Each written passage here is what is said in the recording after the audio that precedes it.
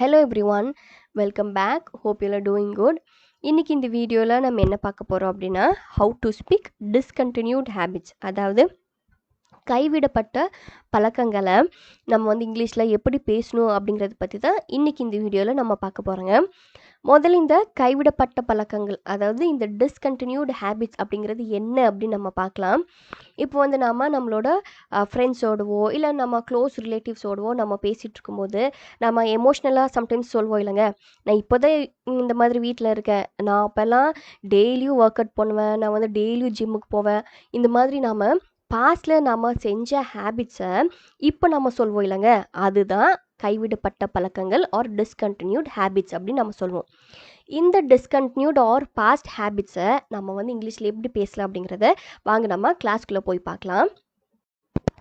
So நம்ம discontinued ஹேபிட்டை பற்றி பேசும்போது நம்ம வந்து யூஸ் டு அப்படிங்கிற இந்த ஃப்ரேஸை யூஸ் பண்ணி தான் நம்ம பேசணுங்க. அதை நான் கீழே தந்திருக்கேன். இது கைவிடப்பட்ட பழக்கங்களை குறிக்க பயன்படுகிறது அப்படிங்கிற அர்த்தம். எப்போவுமே இப்போ நீங்கள் யூஸ் டு அப்படின்னு பேசினாலும் சரி, இல்லை மற்றவங்க யூஸ் டு அப்படிங்கிற ஃப்ரேஸை யூஸ் பண்ணி பேசினாலும் சரி, என்ன புரிஞ்சுக்கணும் அப்படின்னா அவங்க வந்து அவங்களோட பாஸ்ட் டிஸ்கண்டினியூட் ஹேபிட்டை பற்றி பேசுகிறாங்க அப்படிங்கிறத நம்ம புரிஞ்சுக்கணும். ஓகேங்களா? இப்போ கீழே இந்த எக்ஸாம்பிளை பாருங்கள். பொய் சொல்வது எனக்கு பழக்கமாக இருந்தது. பொய் சொல்வது எனக்கு பழக்கமாக இருந்தது. இப்போ இந்த சென்டென்ஸை யூஸ் டு வச்சு நம்ம எப்படி சொல்லலாம் அப்படின்னா I used to tell lie, I used to tell lie அப்படின்னு நம்ம சொல்லுங்க. இங்கே வந்து நான் இப்போ இல்லை அப்படிங்கிறது எதுக்கு தந்திருக்கேன்னா, இது ஜஸ்ட் ஒரு உங்களோட அண்டர்ஸ்டாண்டிங்காக தான். ஃபஸ்ட் இருந்துச்சு, இப்போ இல்லை அப்படிங்கிற அண்டர்ஸ்டாண்டிங்காக ஒரு ஹிண்ட் மாதிரி தந்திருக்கேன். ஓகே, வாங்க நெக்ஸ்ட் சென்டென்ஸ் என்னென்னு பார்க்கலாம். நேரத்தை வீணாக்குவது எங்களுக்கு பழக்கமாக இருந்தது. நேரத்தை வீணாக்குவது எங்களுக்கு பழக்கமாக இருந்தது. ஸோ இந்த சென்டென்ஸை நம்ம எப்படி சொல்லலாம் அப்படின்னா I used to waste time, I used to waste time அப்படின்னு நம்ம சொல்லாங்க. இப்போ நெக்ஸ்ட் ஒன்று பார்க்கலாம்.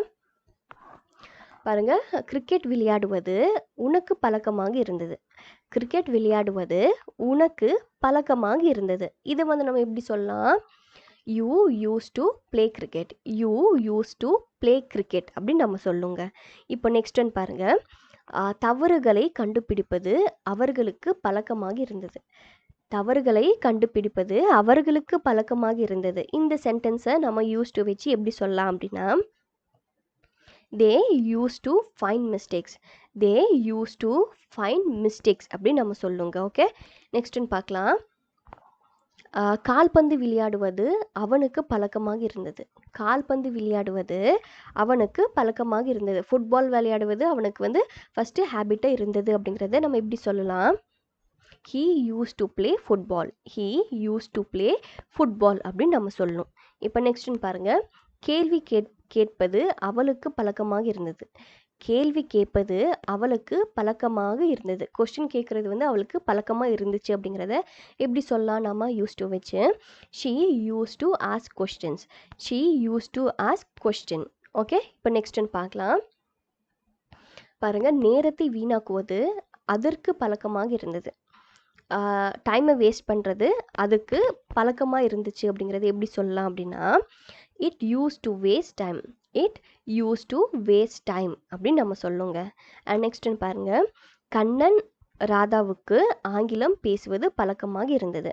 கண்ணன் ராதாவுக்கு வந்து இங்கிலீஷ் பேசுகிறது வந்து அவங்களுக்கு பழக்கமாக இருந்துச்சு அப்படிங்கிறது எப்படி சொல்லலாம்? நாம் Kannan and Radha use to speak English, Kannan and Radha use to speak English அப்படின்னு நம்ம சொல்லுங்க. ஓகே, நெக்ஸ்ட் பாருங்கள். இப்போ இந்த ஸ்லைடில் இந்த ரெண்டு சென்டென்சஸுமே எப்படி இருக்க போகுதுன்னா நம்ம ஃபஸ்ட்டு பார்த்ததுக்கு ஆப்போசிட்டாக இருக்க போகுது. ஃபஸ்ட்டில் வந்து நம்ம என்ன பார்த்தோம்? ஃபஸ்ட்டு வந்து இருந்துச்சு, அந்த பழக்கம் இருந்துச்சு, இப்போ இல்லைங்கிற மாதிரி நம்ம பார்த்தோம்.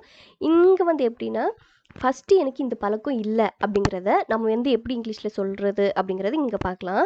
இந்த ஃபர்ஸ்ட் சென்டென்ஸை பாருங்கள். டிவி பார்க்காமல் இருப்பது கண்ணனுக்கு பழக்கமாக இருந்தது.